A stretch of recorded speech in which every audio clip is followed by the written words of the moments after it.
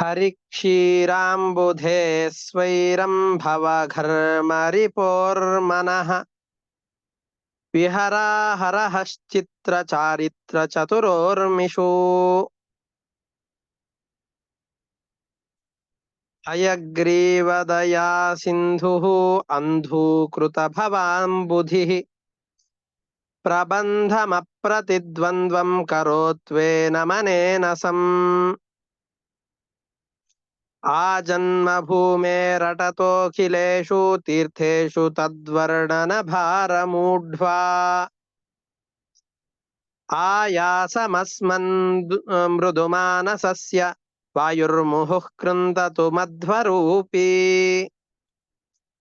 वागीशतीर्थमुनिवर्य भवद्दयाम्बुयोगेन पावय मनोग्रहमन्वहं मे नागेन्द्रतल्पमयोऽव्यक्तपदाब्जरायेण रञ्जय कलिं जय तद्विविक्षुम् तीर्थक्षेत्रतदीशानां माहात्म्यानि यथामति वादिराजो यतिस्तौति पद्यैः कतिपयैः कविः कर्णे पदन्यस्तरुचिरिरंसुः वाराशिवस्त्रं जघनाद्धियस्याः अमूमुद्वाकरेण भूमे श्रीर्भार्गवः सा जयति क्षितिर्नः काशीतले कृतपदापि सरित्सुराणाम् आयाति यद्गतपवित्रसरोऽधुनापि रुद्रादिदेवगणसेवित सर्वभागं तद्रूप्य पीठपुरमप्रतिमं त्रिलोक्याम् यस्मिन् वाग्वज्रधा दुरितभ्रमः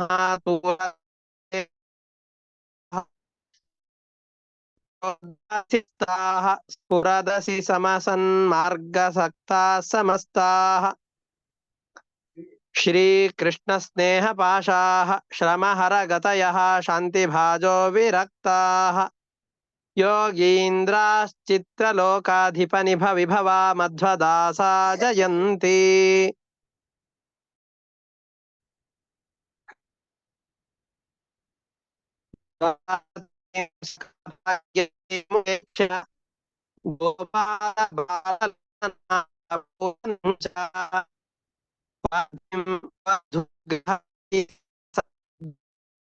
यत्रास्ति तद्रजतपीठपुरङ्गरीयः रूप्यात्मकस्य भवतस्तुलनां न भेजुः क्षेत्राणि भारतमही रचितान्यमूनि ईशाचलं च जयसीश्वरमात्रवासं श्रीमध्वहस्तकमलार्चितकृष्णमूर्त्या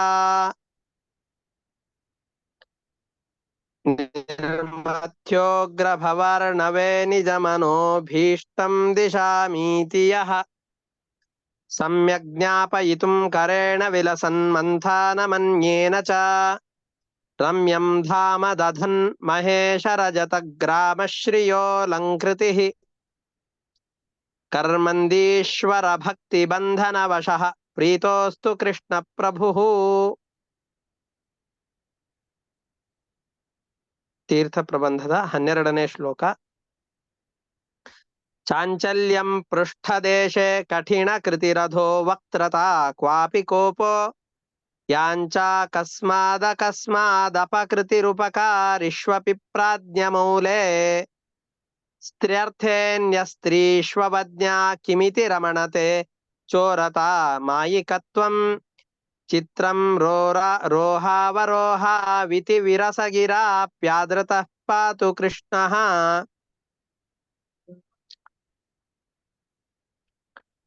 रूप्यात्मकामरपुरःसरसन्निरूप्य रूप्यात्मकं च भवतः कृपया गतस्य रूप्यात्मकालय कृतालय यत्त्वमेव रूप्यात्मको रूप्यात्मनो गतिरिहापि तदीश पाहि शिवान्तर्यामितां स्वीयां प्रियान् प्रतिनिबोधयन् दयावारिनिधिः शैवीं शिलामाश्रित्य शोभते ईशस्याहीश पदवीं भासयन्निव भाविनीम् अध्यास्ते शेषशयनः स्निग्धां लिङ्गशिलां हरिः पवित्रं पादकक्षेत्रं को न सेवेत मूको विदः सत्यलोकेश्वरः प्राणो यत्रावातरदुत्सुकः परश्वध धनुर्बाणगदा तीर्थोपशोभिते गिरौ यत्र सुतप्रेम्णे वास्ते नित्यं हरिस्वसा त्रिशूलधारिणी दैत्यगजकुम्भविदारिणी गिरीन्द्रशिखरावासा दुर्गा स्वर्गापवर्गदा प्रलये जलदुर्गासि सर्गादौ गिरिविस्तृतिः इदानीं स्थलदुर्गासि दुर्गात्वं सद्गुणर्णवे दुर्ज्ञेयत्वात् दुःखदत्वात् दुष्प्राप्यत्वाच्च दुर्जनैः सताम् अभयभूमित्वात् दुर्गात्वं हृद्गुहाश्रयात् हरि ओಂ ಶ್ರೀಕೃಷ್ಣಾರ್ಪಣಮಸ್ತು. ಇಷ್ಟು ಒಟ್ಟಾರೆ 12 ಸ್ತೋತ್ರಗಳ ಪಾರಾಯಣವನ್ನ 20 ಸ್ತೋತ್ರಗಳ ಪಾರಾಯಣವನ್ನು ಮಾಡಿದ್ದೇವೆ. ಇಷ್ಟಕ್ಕೆ ಪಾರಾಯಣವನ್ನ ಈಗ ನಿಲ್ಲಿಸ್ಕೊಂಡಿರೋಣ. ನಿನ್ನೆ ಆದ ಪಾಠದ ಭಾವಾರ್ಥವನ್ನು ಯಾರಾದ್ರೂ ಹೇಳ್ತೀರಿ ಅಂದ್ರೆ ಹೇಳಬಹುದು.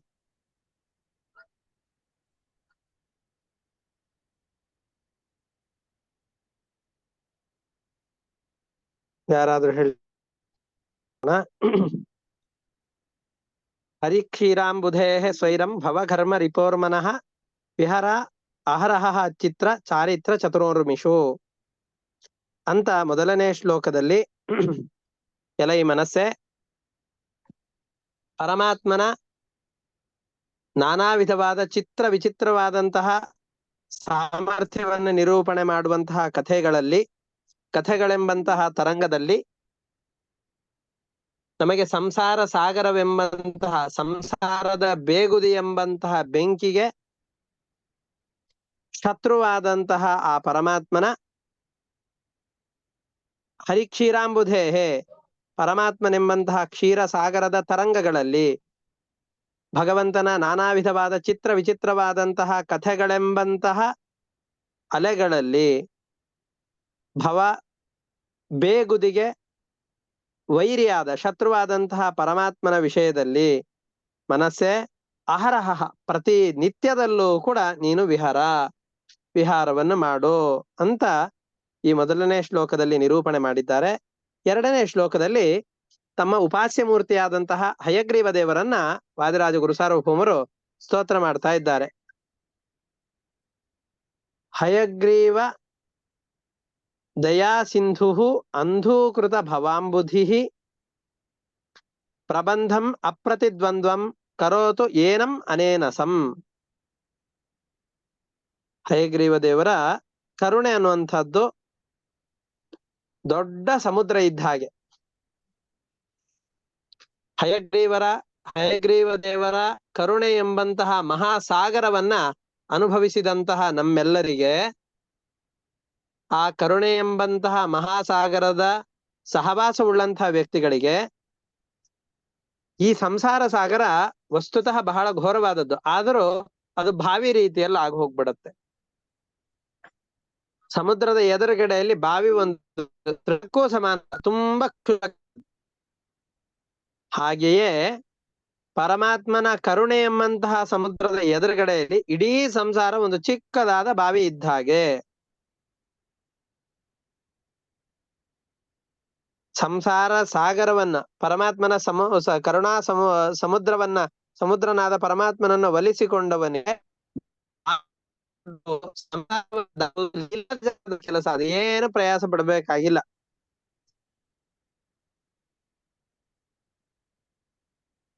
ಹಾಗಾಗಿ ಹಯಗ್ರೀವ ರೂಪಿಯಾದಂತಹ ಪರಮಾತ್ಮನೇ, ನಿನಗೆ ನಾನು ಬೇಡಿಕೊಳ್ತಾ ಇದ್ದೇನೆ, ನನ್ನ ಈ ಗ್ರಂಥ ಏನಿದೆಯೋ ಆ ಗ್ರಂಥವನ್ನ ಲೋಕದಲ್ಲಿ ಪ್ರಸಿದ್ಧವಾಗುವ ಹಾಗೆ ಮಾಡು. ಪ್ರಬಂಧಂ ಅಪ್ರತಿದ್ವಂದ್ವಂ ಕರೋತು ಏನಂ ಅನೇನಸಂ.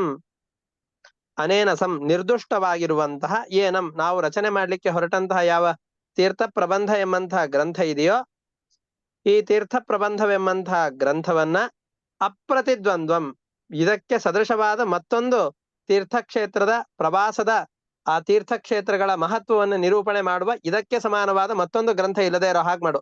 ಅಪ್ರತಿದ್ವಂದ್ವಂ ಕರೋತು, ನಾನು ಮಾಡಿದ ಗ್ರಂಥ ಎಲ್ಲರಿಗೂ ಅನುಕೂಲವಾಗಿ ಪುಣ್ಯಪ್ರದವಾದ ಹೋಗುವ ಹಾಗೆ ಮಾಡು ಅಂತ ಕೇಳ್ತಾ ಇದ್ದಾರೆ.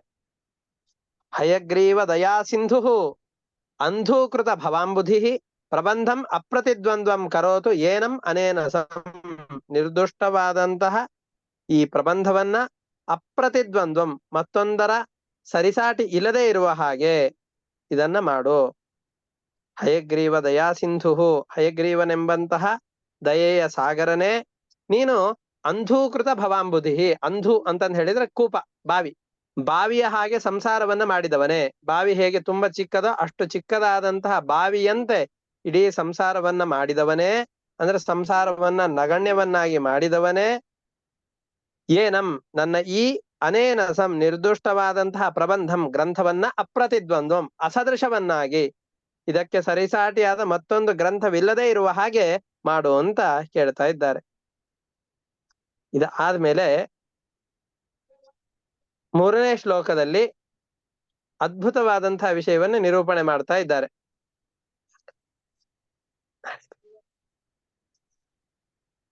ಏನು?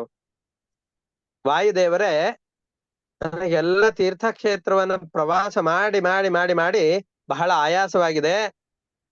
ಬಿಸಿಲಲ್ಲಿ ಸಿಕ್ಕಾಪಟ್ಟೆ ನಡೆದವ್ರಿಗೆ ಯಾವ್ದಾದ್ರು ಮರದ ಕೆಳಗಡೆಯಲ್ಲಿ ಕುಳಿತುಕೊಂಡು ಗಾಳಿ ಬಂತು ಅಂತಂದ್ರೆ ಅಬ್ಬಾ ಉಸ್ಸಪ್ಪ ಅಂತ ನಾವು ಎದುರಿಸೋದ್ರನ್ನು ಬಿಟ್ಟು ಸಮಾಧಾನ ಪಡ್ತೇವೆ.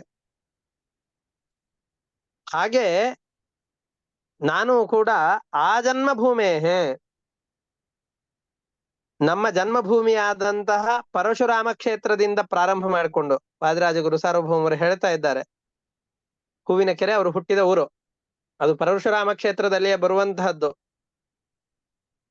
ಇನ್ನು ಪರಶುರಾಮ ಕ್ಷೇತ್ರ ಯಾಕೆ ಅಂತ ಕರೀತಾರೆ ಅನ್ನೋದಕ್ಕೊಂದು ಕಥೆ ಇದೆ. ಏನು ಅಂತಂದ್ ಹೇಳಿದ್ರೆ ಮುಂದೆ ಬರತ್ತೆ, ಮುಂದಿನ ಇದರಲ್ಲೇ ಹೇಳ್ತೇನೆ, ಅದನ್ನ ಆ ಸಂದರ್ಭದಲ್ಲೇ ಹೇಳ್ತೇನೆ. ತೀರ್ಥಕ್ಷೇತ್ರ ಪ್ರವಾಸವನ್ನು ಮಾಡಬೇಕು ಅಂತ ನಮ್ಮ ಜನ್ಮಭೂಮಿಯಾದಂತಹ ಪರಶುರಾಮ ಕ್ಷೇತ್ರದಿಂದ ಪ್ರಾರಂಭ ಮಾಡಿಕೊಂಡು ಅಖಿಲೇಶು ತೀರ್ಥೇಶು ಆ ಜನ್ಮಭೂಮೇರಟತೋಖಿಲೇಶು ತೀರ್ಥೇಶು ತದ್ವರ್ಣನ ಭಾರಮೂಢ್ವಾ ಆಯಾಸಮಸ್ಮಿನ್ ಮೃದು ಮಾನಸಸ್ಯ ವಾಯುರ್ಮುಹುಃ ಕೃಂದತು ಮಧ್ವರೂಪಿ. ಮಧ್ವಾಚಾರ್ಯರೆಂಬಂತಹ ವಾಯುದೇವರು, ವಾಯುದೇವರ ಅವತಾರವೇ ಮಧ್ವಾಚಾರ್ಯರು. ಅಂತಹ ಮಧ್ವರೂಪಿಯಾದಂತಹ ವಾಯುದೇವರು ನಮ್ಮ ಮನಸ್ಸಿನ ಆಯಾಸವೇನಿದೆಯೋ ಆ ಮನಸ್ಸಿನ ಆಯಾಸವನ್ನ ಕೃಂತತು ನಾಶ ಮಾಡ್ಲಿ. ಸಾಕಾಯ್ತು, ಈ ಗ್ರಂಥವನ್ನು ಬರೆದು ಮುಗಿಸಿದರೆ ಸಾಕು ಅನ್ನುವ ಭಾವನೆಯನ್ನು ತಂದು ಕೊಡದೇನೆ ಮತ್ತಷ್ಟು ಮತ್ತಷ್ಟು ಮನಸ್ಸಿಗೆ ಕೆಲಸವನ್ನು ಮಾಡುವ ಸಾಮರ್ಥ್ಯವನ್ನ ಮಧ್ವರೂಪಿ ವಾಯು ದಿಶತು.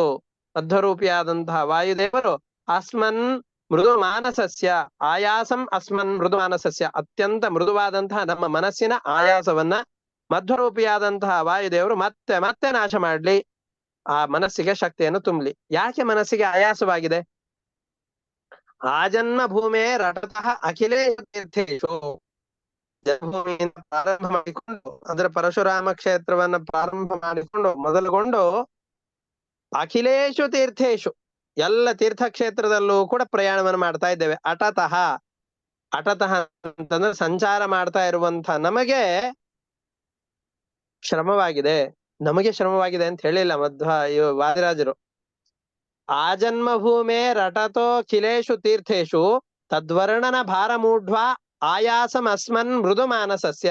ನಮ್ಮ ಮೃದುವಾದಂತಹ ಮನಸ್ಸಿಗೆ ಪರಶುರಾಮ ಕ್ಷೇತ್ರದಿಂದ ಪ್ರಾರಂಭಿಸಿಕೊಂಡು ಎಲ್ಲ ತೀರ್ಥಕ್ಷೇತ್ರಗಳಲ್ಲಿ ಆಯಾಯ ತೀರ್ಥಕ್ಷೇತ್ರಗಳ ಮಾಹಾತ್ಮ್ಯವನ್ನು ತಿಳಿದುಕೊಳ್ಳೋದ್ರ ಮುಖಾಂತರವಾಗಿ ಸಂಚಾರ ಮಾಡ್ತಾ ಇದ್ದೇನೆ.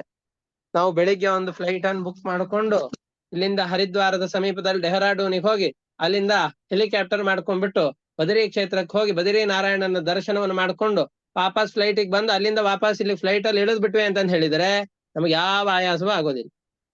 AC ಸ್ಲೀಪರ್ ಕೋಚ್ ಅಲ್ಲಿ ಹೋಗ್ಬಿಟ್ಟು ಇಡೀ ತೀರ್ಥಕ್ಷೇತ್ರಗಳ ಸಂದರ್ಶನವನ್ನು ಮಾಡ್ಕೊಂಡ್ ಬಂದ್ವಿ ಅಂದ್ರೆ ಎಲ್ರಿಗೂ ಬಂದು ಹೇಳ್ಕೊಳ್ತೇವೆ ಈ ಸಾರ್ತಿ ತೀರ್ಥಕ್ಷೇತ್ರ ಪ್ರವಾಸ ಏನ್ ಆಯಾಸ ಉಂಟಾಗ್ಲಿಲ್ಲ, ಎಲ್ಲ ಚೆನ್ನಾಗಿ ವ್ಯವಸ್ಥೆ ಇತ್ತು. ಅದಕ್ಕೆ ನಮ್ಮ ಯೋಗ್ಯತೆ ಗೊತ್ತಿದ್ದು ವಾದರಾಜರು ಹೇಳ್ತಾ ಇದ್ದಾರೆ, ಆಯಾಸ ಮಸ್ಮನ್ ಮೃದು ಮಾನಸಸ್ಯ. ನಾನು ಆ ಜನ್ಮಭೂಮೆ, ನನ್ನ ಜನ್ಮಭೂಮಿಯಾದಂತಹ ಪರಶುರಾಮ ಕ್ಷೇತ್ರದಿಂದ ಅಖಿಲೇಶು ತೀರ್ಥೇಶು ತದ್ವರ್ಣನ ಭಾರಮೂಢ. ನಾನು ಹೋಗ್ಬೇಕಾದ್ರೆ ಸುಮ್ಮನೆ ತೀರ್ಥಕ್ಷೇತ್ರ ಪ್ರಯಾಣವನ್ನ AC ಕೋಚಲ್ಲಿ ಕುತ್ಕೊಂಡು ಹೋಗಿ ಬಂದಿದ್ದಲ್ಲ. ತದ್ವರ್ಣನ ಭಾರಮೂಢ, ಆ ತೀರ್ಥಕ್ಷೇತ್ರಗಳ ಮಾಹಾತ್ಮ್ಯವನ್ನ ತಿಳಿಸುವಂತಹ ಭಾರವನ್ನ ವಹಿಸಿಕೊಂಡು ಇಡೀ ತೀರ್ಥಕ್ಷೇತ್ರ ಪ್ರವಾಸವನ್ನು ಮಾಡ್ಲಿಕ್ಕೆ ಅಂತ ನಾನು ಹೊರಟಿದ್ದೇನೆ. ಈ ಭಾರವನ್ನು ಹೊತ್ತು ಎಲ್ಲ ತೀರ್ಥಕ್ಷೇತ್ರಗಳ ಪ್ರವಾಸವನ್ನ ಮಾಡ್ತಾ ಇರೋದ್ರಿಂದ ಆಯಾಸವಾಗಿದೆ ನಮ್ಮ ಮನಸ್ಸಿಗೆ. ಭಾರವಾದಂತಹ ವಸ್ತುಗಳನ್ನು ಹೊತ್ತುಕೊಂಡು ಬಹಳ ದೂರದವರೆಗೂ ಸಂಚಾರ ಮಾಡಿದ್ವಿ ಅಂತಂದು ಹೇಳಿದ್ರೆ ಬಹಳ ಶ್ರಮದ ಕೆಲಸ. ಸಕಲ ತೀರ್ಥಕ್ಷೇತ್ರಗಳ ವರ್ಣನೆಯ ಭಾರವನ್ನ ತಲೆಯಲ್ಲಿ ಹೊತ್ತುಕೊಂಡು ಆಯಾಯ ತೀರ್ಥಕ್ಷೇತ್ರಗಳ ಅಭಿಮಾನಿಗಳಾದ ದೇವತೆಗಳು ಯಾರಿದ್ದಾರೆ, ಅಲ್ಲಿರುವಂತಹ ಭಗವಂತನ ರೂಪಗಳು ಯಾವುದು ಅಂತ ತೀರ್ಥಕ್ಷೇತ್ರ ಮಾಡುವುದು ಬಹಳ ಶ್ರಮ ಸಾಧ್ಯವಾದ ಕೆಲಸ. ಯಾಕೆಂದ್ರೆ ಈ ರೀತಿಯಾಗಿ ತೀರ್ಥಕ್ಷೇತ್ರ ಪ್ರವಾಸ ಮಾಡ್ಬೇಕು ಅಂದ್ರೆ ಎಲ್ಲ ಪುರಾಣಗಳ, ಎಲ್ಲ ಶಾಸ್ತ್ರಗಳ, ಎಲ್ಲ ತೀರ್ಥಕ್ಷೇತ್ರಗಳ ಆಮೂಲಾಗ್ರವಾದಂತಹ ವಿವರಣೆಯ ಜ್ಞಾನದ ಅವಶ್ಯಕತೆ ಇರುತ್ತೆ. ಸಂಚಾರ ಕಾಲದಲ್ಲಿ ಬರುವಂತಹ ಆಯಾಸವನ್ನ ಗಾಳಿ ಹೇಗೆ ಪರಿಹಾರ ಮಾಡುತ್ತೋ ಹಾಗೆ ತೀರ್ಥಕ್ಷೇತ್ರಗಳ ಸಂಚಾರ ಸಂದರ್ಭದಲ್ಲಿ ನಮಗೆ ಯಾವ ತೀರ್ಥಕ್ಷೇತ್ರಕ್ಕೆ ಹೋಗ್ತೀವೋ, ಏನು ಮಹತ್ವ ಇದೆಯೋ ಆ ತೀರ್ಥಕ್ಷೇತ್ರದ ಅದು ಗೊತ್ತಿಲ್ಲದೇನೆ ಸುಮ್ಮನೆ ಹೋಗಿ ಬಂದ್ಬಿಡ್ತೇವೆ. ಸಿದ್ಧ ಕವಲೂರಿಗೆ ಹೋಗಿ ಬಂದ ಹಾಗೆ ಅಂತ ನಮ್ಮ ಕಡೆಗಳಲ್ಲಿ ಅಂತಾರೆ. ಮನೆಯಲ್ಲಿ ವಿಚಾರ ಮಾಡ್ತಾ ಇದ್ರು, ನಾಳೆ ಸಿದ್ಧನನ್ನ ಕವಲೂರು ಅಂತ ಒಂದು ಊರಿದೆ, ಆ ಊರಿಗೆ ಕಳಿಸ್ಬೇಕು ಅಂತ ಎಲ್ಲರೂ ವಿಚಾರ ಮಾಡ್ತಾ ಇದ್ರು. ಸಂಧಿಯಲ್ಲಿ, ಬಾಗಲ ಸಂಧಿಯಲ್ಲಿ ನಿಂತುಕೊಂಡು ಈ ವಿಷಯವನ್ನು ಕೇಳಿದಂತಹ ಸಿದ್ಧ ಎಲ್ಲರ ಕಡೆಯಿಂದ ಹೊಗಳಿಸ್ಕೊಳ್ಬೇಕು ಅನ್ನೋ ಕಾರಣದಿಂದ ಅವ್ರು ನಾಳೆ ಬೆಳಿಗ್ಗೆ ಹೇಳೋದಕ್ಕಿಂತ ಮುಂಚೆನೆ ಹೋಗಿ ಕವಲೂರಿಗೆ ಹೋಗಿ ಬಂದ್ಬಿಟ್ಟ. ಸಿದ್ಧ ಕವಲೂರಿಗೆ ಹೋಗ್ ಬಾ ಅಂತ ಬೆಳಿಗ್ಗೆ ಹೇಳಿದ್ರು. ನಾ ಹೋಗ್ ಬಂದಾಯ್ತು ಅಂತಂದ. ನೀವು ನಿನ್ನೆ ಹೇಳ್ತಾ ಇದ್ದಿದ್ದನ್ನು ಕೇಳಿಸ್ಕೊಂಡು ಹೋಗಿ ಬಂದ್ಬಿಟ್ಟಿದ್ದೇನೆ ಅಂತಂದ. ಹೋಗಿ ಏನು ಮಾಡಿದಿ? ಏನು ಮಾಡಿಲ್ಲ, ಹೋಗ್ ಬಾ ಅಂತ ನೀವು ಹೋಗಿ ಕಳಿಸ್ಬೇಕು ಅನ್ಕೊಂಡಿದ್ರೆ ಕಳಿಸಿ ಹೋಗಿ ಬಂದಿದ್ದೇನೆ ಅಷ್ಟೇ, ಏನ್ ಕೆಲಸ ಮಾಡಿಲ್ಲ ಅಂತ. ಬಸ್ ಸ್ಟ್ಯಾಂಡ್ ಅಲ್ಲಿ ಇಳಿದ್ಬಿಟ್ಟು ಹೋಗಿ ಬಂದ್ಬಿಟ್ವಿ ಅಂತ ಹೇಳ್ದ. ಈ ರೀತಿಯಾಗಿ ನಮ್ದಾಗ ಹೋಗ್ಬಿಡತ್ತೆ. ಅಲ್ಲಿ ಯಾವ್ದೋ ಒಂದು ಕೆಲಸದ ನಿಮಿತ್ತ ಕೆಲಸವನ್ನ ಮಾಡಿಸ್ಕೊಂಡು ಕಳಿಸ್ಬೇಕು ಅಂತ ಕೆಲಸಕ್ಕೋಸ್ಕರ ಅವನನ್ನು ಕಳಿಸ್ಬೇಕು ಅಂತ ಅನ್ಕೊಂಡಿದ್ದು, ಆ ಕೆಲಸದ ಬಗ್ಗೆ ಪರಿಯವೇ ಇಲ್ಲದೇನೆ ಸುಮ್ನೆ ಹೋಗಿ ವಾಪಸ್ ಬಂದಿದ್ದಾನೆ. ಹಾಗೆ ನಾವೆಲ್ಲ ತೀರ್ಥಕ್ಷೇತ್ರಕ್ಕೆ ಎಲ್ರು ಹೋಗ್ಬೇಕು ಅಂತಿದ್ದಾರೆ, ಹೋಗ್ಬೇಕು ಅಂತ ಅನ್ಕೊಂಡು ಹೋಗಿ ಬಂದ್ಬಿಡ್ತು. ಹಾಗಾಗ್ಬಾರ್ದು. ಮನಸ್ಸಿಗೆ ಆ ತೀರ್ಥಕ್ಷೇತ್ರಗಳಿಗೆ ಹೋದಾಗ ಆ ತೀರ್ಥಕ್ಷೇತ್ರಗಳ ಮಹಿಮೆ ಏನು ಅವುಗಳನ್ನು ತಿಳಿದುಕೊಂಡು ಅಲ್ಲಿ ಪ್ರವಾಸವನ್ನು ಮಾಡಿದೆವು ಅಂತ ಆದ್ರೆ ಅದು ನಿಜವಾದ ಫಲವಂತನ್ನು ಕೊಡುತ್ತೆ. ಅದಕ್ಕೆ ತೀರ್ಥಕ್ಷೇತ್ರಗಳಿಗೆ ಹೋದಾಗ ತೀರ್ಥಕ್ಷೇತ್ರಗಳ ಮಹಿಮೆಯ ಜ್ಞಾನ ಇಲ್ಲದೇ ಇರುವಿಕೆ ಅನ್ನುವ ಶ್ರಮವನ್ನ ನೀವು ಪರಿಹಾರ ಮಾಡು. ಮಧ್ವಾಚಾರ್ಯರು ಪರಿಹಾರ ಮಾಡಿ ಆ ತೀರ್ಥಕ್ಷೇತ್ರಕ್ಕೆ ಹೋದಾಗ ಅದಕ್ಕೆ ಸಂಬಂಧಿಸಿದಂತಹ ತೀರ್ಥಕ್ಷೇತ್ರಕ್ಕೆ ಅಭಿಮಾನಿಯಾದ ದೇವತೆಗಳು, ಆ ತೀರ್ಥಕ್ಷೇತ್ರಗಳ ಅಭಿಮಾನಿ ದೇವತೆಯಲ್ಲಿ ಸನ್ನಿಹಿತನಾದ ಪರಮಾತ್ಮನ ವಿಶೇಷ ಸನ್ನಿಧಾನ ಯಾವುದೋ ಅದನ್ನು ಚಿಂತನೆ ಮಾಡಬೇಕು.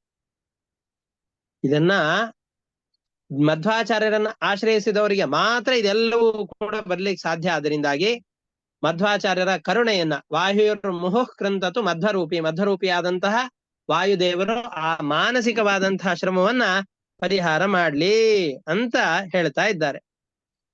ಆ ಜನ್ಮ ಭೂಮೇ ರಟತೋಖಿಲೇಶು ತೀರ್ಥೇಶು ತದ್ವರ್ಣನ ಭಾರಮೂಢ್ವಾ ಆಯಾಸಮಸ್ಮನ್ ಮೃದು ಮಾನಸಸ್ಯ ವಾಯುರ್ಮುಹುಃಕೃಂತತು ಮಧ್ವರೂಪಿ ಅಂತ ಈ ಶ್ಲೋಕದಲ್ಲಿ ಮಧ್ವಾಚಾರ್ಯರನ್ನು ಪ್ರಾರ್ಥನೆ ಮಾಡ್ತಾ ಇದ್ದಾರೆ. ಇಷ್ಟಕ್ಕೆ ಇವತ್ತಿನ ಪಾಠವನ್ನು ನಿಲ್ಲಿಸ್ಕೊಂಡಿರೋಣ. ಇದರಲ್ಲಿ ಏನಾದ್ರು ಸಂಶಯಗಳಿತ್ತು ಅಂದ್ರೆ ಕೇಳಬಹುದು, ಅವಕಾಶ ಇದೆ. ಗುರುಜಿ, ಊಢ್ವ ಅಂದ್ರೇನು? ಊಢ್ವ ಅಂತಂದ್ರೆ ಹೊತ್ತುಕೊಂಡು, ವರ್ಣನ ಭಾರಂ ಊಢ್ವ ಅಂತ ಅದು ಪದಚ್ಛೇದ ಮಾಡ್ಕೊಳ್ಬೇಕು. ಭಾರವನ್ನು ಊಢ್ವ ಹೊತ್ತುಕೊಂಡು, ಅಟತಃ ಸಂಚಾರ ಮಾಡ್ತಾ ಇರುವಂತಹ, ಮೃದುಮಾನಸಸ್ಯ ಆಯಾಸಂ ಅತ್ಯಂತ ಮೃದುವಾದ ಮನಸ್ಸಿನ ಆಯಾಸವನ್ನ, ಮುಹುಹು ಮತ್ತೆ ಮಧ್ವರೂಪಿ ವಾಯು ಮಧ್ವಾಚಾರ್ಯರಾಗಿ ಅವತಾರವನ್ನು ಮಾಡಿದಂತಹ ವಾಯುದೇವರು ಕೃಂತತು ನಾಶ ಮಾಡಲಿ ಅಂತ ಹೇಳ್ತಾ ಇದ್ದ. ಆಚಾರ್ಯರೇ, ಇದು 2ನೇ ಶ್ಲೋಕದ ಮೊದಲನೇ ಲೈನ್ ಮತ್ತೊಂದ್ಸತಿ ಹೇಳ್ಬಿಡಿ. ಹಾ, ಹೇಳ್ತೇನೆ. ಇದರಲ್ಲಿ 2ನೇ ಶ್ಲೋಕದಲ್ಲಿ ಹಯಗ್ರೀವ ದಯಾ ಸಿಂಧು ಅಂಧೂಕೃತ ಭವಾಂಬುಧಿ. ಹಯಗ್ರೀವ ದೇವರೆಂಬಂತಹ ದೊಡ್ಡ ಕರುಣಾ ಸಾಗರ, ಕರುಣೆಯ ಸಾಗರದಂತಿದ್ದಾರೆ ಹಯಗ್ರೀವ ದೇವರು. ಅವರ ಅನುಗ್ರಹ ಇತ್ತು ಅಂತಂದ್ ಹೇಳಿದ್ರೆ ಅವರು ಏನ್ ಮಾಡ್ತಾರೆ ಅಂದ್ರೆ ಅಂಧೂಕೃತ ಭವಾಂಬುಧಿ. ಅಂಧು ಅಂತಂದ್ ಹೇಳಿದ್ರೆ ನಾವು ದೊಡ್ಡದಾದ ಸಂಸಾರ ಸಾಗರ ಅಂತ ಯಾವ್ದನ್ನ ಅನ್ಕೊಂಡಿದ್ದೇವೋ ಅದನ್ನ ಅಂಧೂಕೃತ ಬಾವಿಯನ್ನಾಗಿ ಮಾಡಿಬಿಡ್ತಾರೆ. ಬಾವಿ ಸಾಗರ ಎದುರುಗಡೆಯಲ್ಲಿ ನಗಣ್ಯ, ತುಂಬಾ ಅಲ್ಪವಾದದ್ದು. ಹಾಗೆ ಹಯಗ್ರೀವರೇವರೆಂಬಂತಹ ದಯಾ ಸಾಗರನು ನಮ್ಮ ಭವಸಾಗರವನ್ನ ಬಾವಿಯ ಗಾತ್ರ ಕೇಳಿಸ್ಬಿಡ್ತಾನೆ, ಅಷ್ಟು ಚಿಕ್ಕದನ್ನಾಗಿ ಮಾಡಿಬಿಡ್ತಾನೆ. ಅಂತಹ ಹಯಗ್ರೀವ ದೇವರು ಪ್ರಬಂಧಂ ಅಪ್ರತಿದ್ವಂದ್ವಂ ಕರೋತು ಏನಂ ಅನೇನಸಂ. ಏನಂ ನಾನು ಬರೆಯುತ್ತಿರುವಂತಹ ಅನೇನಸಂ ನಿರ್ದುಷ್ಟವಾದಂತಹ ಪ್ರಬಂಧಂ ತೀರ್ಥ ಪ್ರಬಂಧ ಎಂಬಂತಹ ಗ್ರಂಥವನ್ನ ಅಪ್ರತಿದ್ವಂದ್ವಂ ಕರೋತು ಸರಿ ಮಿಗಿಲಾದದ್ದಿಲ್ಲದೆ ಇರುವ ಹಾಗೆ ಇದನ್ನ ಮಾಡ್ಲಿ ಅಂತ ಪ್ರಾರ್ಥನೆ ಮಾಡ್ತಾ ಇದ್ದಾರೆ.